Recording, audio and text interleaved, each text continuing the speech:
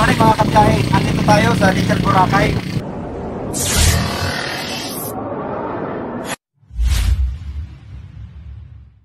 Kasama natin si Ate B.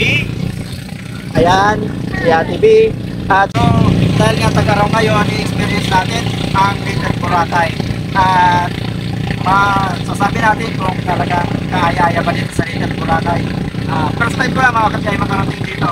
Sasabihin natin kung magkano yung expenses na inabot natin sa per head at saka yung entrance at yung ecological fee. So, update ko kayo mamaya mga kabiyahe. Ngayon, i-experience natin ang Little Boracay. Let's go!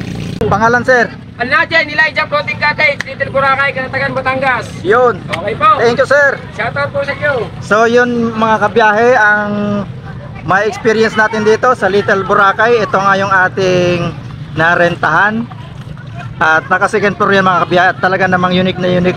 Napakaganda. Kulay pink. Babae. So yun, iikot natin ang camera natin para makita nyo ang kabuuan. So ayan. Ito yung unang destinasyon natin mga kabiyahe, Little Boracay.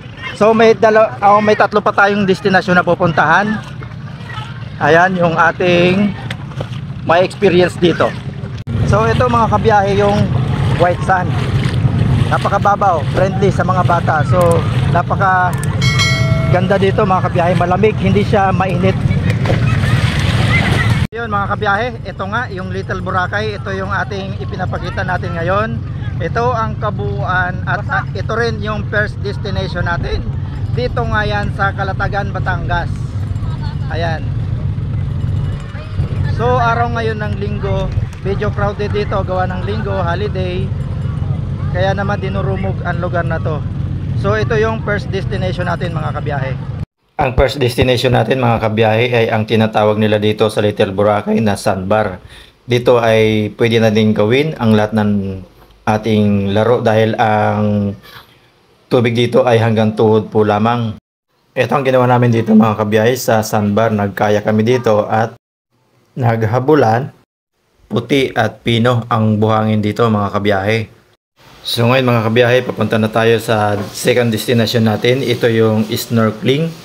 At malalim po doon sa pupunta natin, pwede nang maligo o mag-dive. At pwede rin natin puntahan yung mga corals doon at may makikita rin tayong isda doon.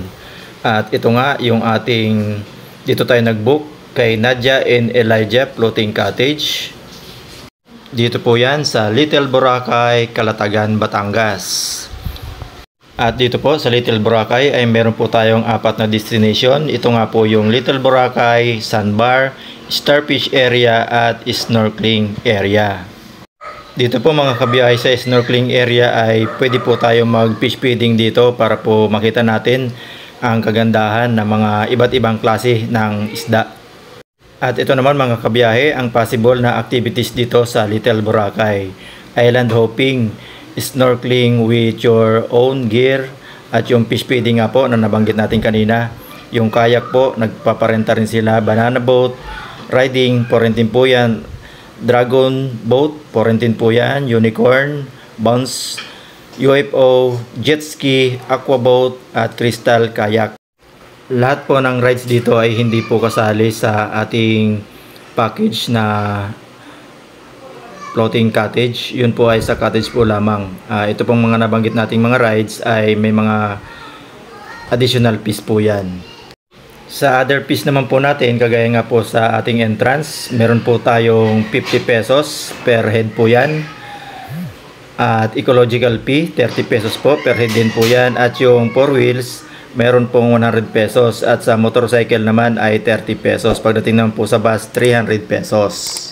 At highly recommended ko po si Nadia and Elijah Floating Cottage. Hindi po kami dito konektado pero maganda po ang kanilang pag-approach sa amin at okay po yung kanilang cottage na rent po natin at sila po ay nagbibigay ng only shower. Even po sa iba na meron po tayong babayaran na 20 pesos per head.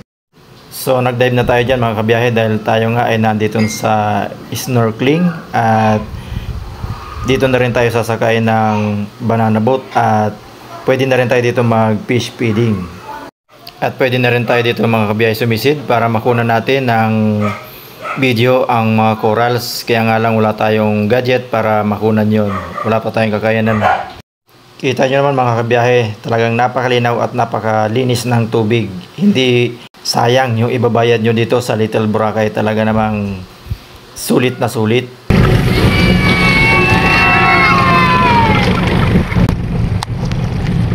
At sumakayan na nga kami dyan ng banana boat. Oh, bibitaw. Ayan na! Ayan na! Ah!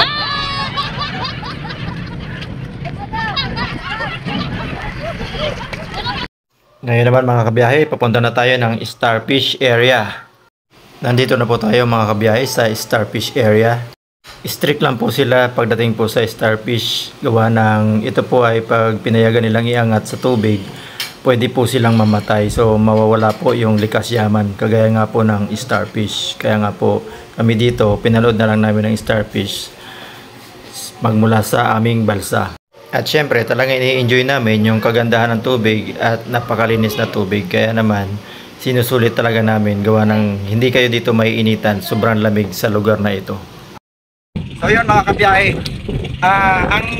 ang destination natin dito sa Little Boracay is 4. Ang una nating destination pala kanina ay yung sandbar. Yung sandbar na yun, yung may experience natin doon ay manipis na tubig at lalakad tayo sa white sand na mga hanggang tuhod lang ang tubig at may experience nga natin yung kulay puting buhangin. At yung Little Boracay naman, mas mababaw pa doon yung tubig at puti-puti talaga yung buhangin niya. At yung pinuntahan naman natin doon sa malalim na lugar na yung may barkong yun naman yung snorkeling. Sumakay nga tayo doon na hindi ko maano, yung rubber boat ba yun, parang ganon. So doon tayo dinala noon at ngayon yung pwesto natin ngayon dito ay yung starfish naman. So mga kabiyahe, hindi ko na kayo madadala doon sa mismong Little Boracay gawa ng inabutan nga tayo ng low tide. Sasayad yung ating balsa. So kailangan pa namin maglakad doon pero hindi na lang siguro. Pero kahawig naman yun mga kabiyahe ng una nating destination, yun nga po yung sandbar. So yung presyo nito mga kabiyahe, dito nga tayo nakapag-book online. Nadia and Elijah Floating Cottage.